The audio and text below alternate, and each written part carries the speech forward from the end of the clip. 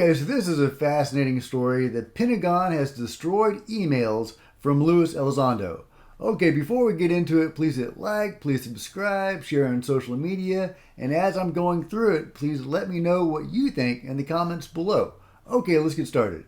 Since October of 2017, intrigue and mystery has surrounded Lou Elizondo. He is a former Department of Defense employee who says that during his time working inside the Pentagon, he headed a secret UFO study known as ATIP. His story quickly spread throughout the mainstream media, garnering international attention, and people became enthralled by the idea that behind the scenes, the U.S. government was actively investigating UFOs and most likely hiding everything it knew. But despite the praise and adoration by many, Elizondo's journey of stepping into a global spotlight would not come without many challenges for him to overcome. Anyway, it goes on. The Black Vault is pushing the Pentagon for information on Lou Elizondo. After 3 years, they received this response. After thorough searches of the electronic records and files, no records of the kind you described, Elizondo emails, could be identified. Please note that emails of former Department of Defense employees are not retained unless they are considered historical records and retained by the National Records Center. There are currently no existing email accounts for Mr. Elizondo. We believe that search methods were appropriate and could reasonably be expected to produce the requested records if they existed. But they don't. Essentially saying the records were destroyed, the Black Vault reached out to clarify. The DoD has now confirmed nearly 2 months after they wrote the letter that their final determination does equate to Elizondo's emails being destroyed with no backup available. Beyond confirmation of that, they offer no official statement explaining or expanding on the situation. What is unclear is whether or not the deletion of these electronic records was authorized by protocol.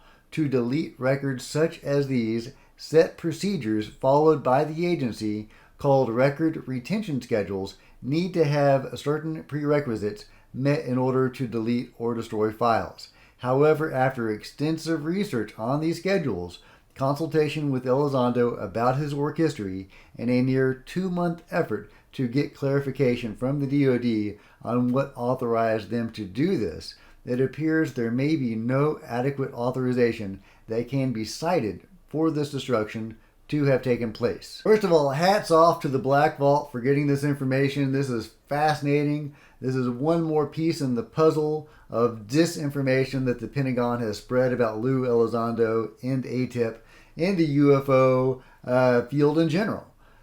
Not only did the forces aligned against Lou and ATIP stand in his way, prevent him from reaching the higher-ups, forcing him to resign to go public with this information. Not only did they do that, not only did they lie about him, say he didn't even work there, and that ATIP, if it did exist, it didn't have anything to do with UFOs. Not only did they do that, but they deleted all his emails without any sort of authorization. Follow-up with this by the Black Vault has shown that they should not have deleted his emails until, I think, 2024 would be the standard time for deleting those emails. And there's a great interview with Lou conducted by the Black Vault that I definitely recommend you seeking out that has that information. So there's an active campaign within the Pentagon to discredit Lou, and on the one hand to discredit him, and then to hide all evidence that he was there on the other. And not only to hide the evidence of him personally, but to hide the UFO evidence in general. What are they trying to hide? This is what really fascinates me about this story, is that there are forces aligned against disclosure. So who are these forces? Are these the Men in Black, the human Men in Black? Is this the breakaway group? Are these the people aligned with, Area 51 and all of that stuff? The reverse engineering of alien technology, potentially working with ETs. Is that what we're talking about? Is this that faction, the breakaway group that is trying to hide this information? So, that's just speculation. I would love to know. I would love to know what's really going on here. I wonder if Lou knows, if Lou Elizondo, if he knows precisely who his enemies are. Because he is fighting back. That is the great thing about Lou and about the process that is underway, as he has instigated, with the help of Danny Sheehan, his lawyer, at least one inspector general investigation or evaluation. It looks like there may be up to 3 different investigations or evaluations conducted by the IG right now into the UAP business at the Pentagon. So what are they going to find? How long is that going to take? Lou is suggesting that it could take years for them to get to the bottom of the obfuscation of the UFO field within the Pentagon. I hope it doesn't take years. I hope we at least get something before then. And if it does take years, it's going to give them more opportunity to hide and destroy evidence, such as deleting Lou's emails. The time is on their side. They have been suppressing this information forever, and very likely silencing individuals very harshly in the decades that they've been doing this. But the tide seems to be turning. Lou and Chris Mellon and Steve Justice and TTSA and Jeremy Corbell and George Knapp, they are all fighting back and pushing hard for disclosure, and they are making a serious headway. The public perception of this phenomenon has really changed. It has become a mainstream topic.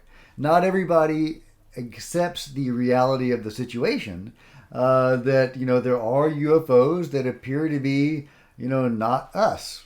Whether that means humans from the future or aliens or other dimensional beings, who knows? We do have some information on that from all the people that have interacted with the phenomenon personally over the decades, and that is where our best intelligence is coming from, largely from contactees and abductees, experiencers, so as well as remote viewers and others. So we do have some. There's a large body of evidence about what these beings are doing and who they are. That is not going to come out in the UAP Task Force report, if it ever does. Now, about the report, Lou, in that interview with the Black Vault that just came out, he says he doesn't really expect it to amount to much. It's going to be a very short report, potentially only like 16 pages or something like that, very, very short. And he says it's going to be very underwhelming. He's hoping that there will be a follow-up report later that will be more substantive. But I'm telling you, if they come out with a short report that doesn't go into any details and doesn't give us anything new, there's going to be a public outcry. All the news media is going to be covering this because they are watching this. This has become a big news story. There's a lot of public pressure on the Pentagon, on the UAP Task Force to release this report. And I think that a lot of people are going to be upset if they deliver an underwhelming report, as Lou Elizondo fears. Also, the forces behind destroying Lou's emails, or at least hiding them, as well as standing in his way and ATIP's way generally and trying to discredit him, etc., the Black Hats. The Black Hat forces may or may not be trying to influence the UAP Task Force report. It stands to reason that they would. It stands to reason that those forces would be trying to use the report to continue to suppress this information or even to discredit it. Anyway, so the Black Hats are evidently still very active and very powerful within the Pentagon. They're able to, without any authorization, to delete or hide Lou Elizondo's emails, as well as who knows what else. As Lou himself says, if they're lying about this, what else are they lying about? If you like this video, please hit thumbs up. Please comment below and let me know what you think is going on. Just what are the Black Hats in the Pentagon up to? Is Lou and his faction going to be able to fight back successfully? If you've enjoyed this video, please consider hitting subscribe and hit the bell next to it. Oh, and a house cleaning note, I will be changing the channel name shortly. So be on the lookout for that. Okay, until next time, Mystery Road, aka Other Name, out.